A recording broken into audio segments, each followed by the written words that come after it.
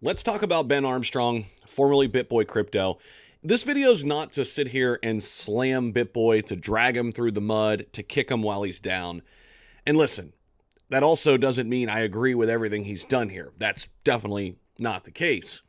But I want to kind of come at this from a different angle and kind of analyze what's really happening here with Bitboy. And he's self-imploding, he's self-destructing, and I feel bad for Bitboy.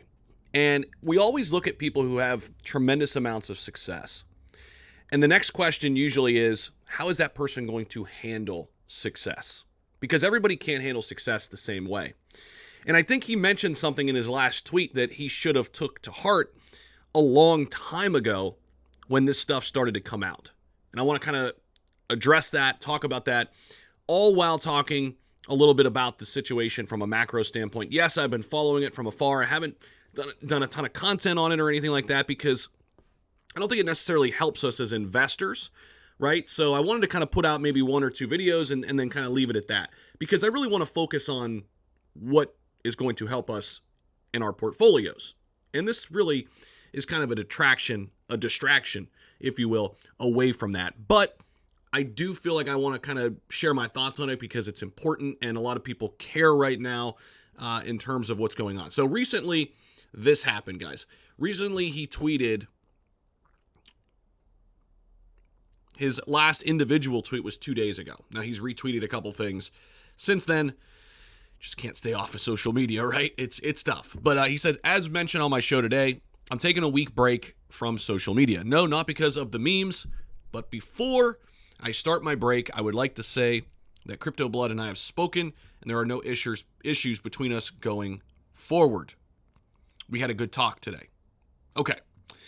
So this right here, I'm taking a week break from social media.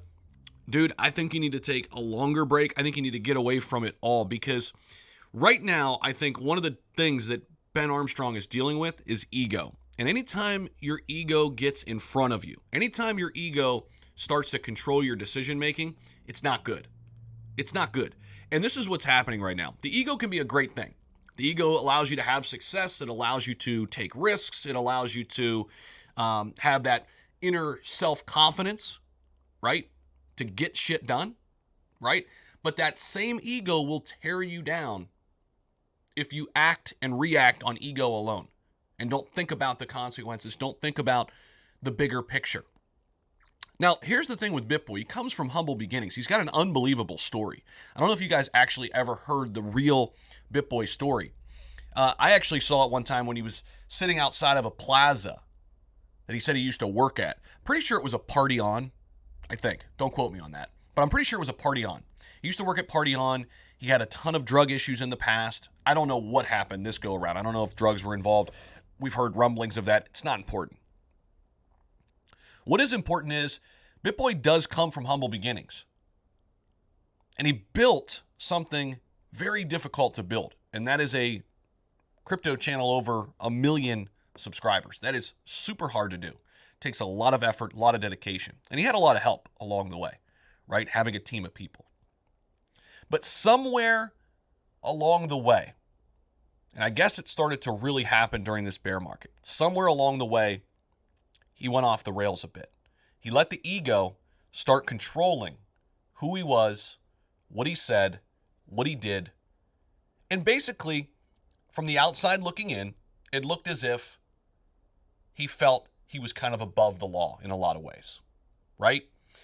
And, you start unpacking what happened here, the infidelity and all of that. It's like, again, it's ego. It's an ego thing, right? And I feel bad for him. And I hope he gets the help he deserves. I truly, truly do. And I don't think it's really beneficial to sit here and slam him. And I know there's been a lot of things said about him in the past, and we'll leave that for everybody else to talk about. I just kind of wanted to get to the root of the issue, and I think it's ego.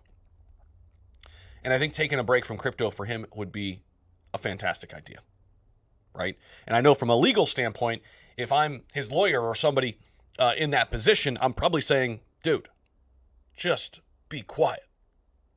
You're just digging yourself a deeper hole, right? So I feel for him in this case. I hope he gets the help he deserves. And no matter what, I'm always rooting for people. We love a comeback story, right? And Ben has had to do it before, and I hope he can do it again and come back better. Because as human beings, we're not perfect. We have a lot of flaws. Every single one of us, every single person out there listening to this video. We all have issues. We're all screwed up in some way or another. And in Ben's case, I think taking a step back away from the limelight and truly looking within, I think will help him moving forward. So I hope everything gets better, and I hope we get through this bear market without any more craziness from this kind of space. And let's just go back to focusing on what we can do as investors, right? What we can do in this bear market to better our portfolios, to better our chances for financial freedom. So I appreciate you guys as always for watching. If you guys are new to the channel, make sure you guys subscribe down below. We talk about all things crypto all the time, multiple videos a day. And I appreciate you guys so much for those of you returning back to the channel every single day for that content. I really can't tell you guys enough how grateful I am. And let's continue to move forward. Appreciate you guys, and we'll see you in the next video. Peace out.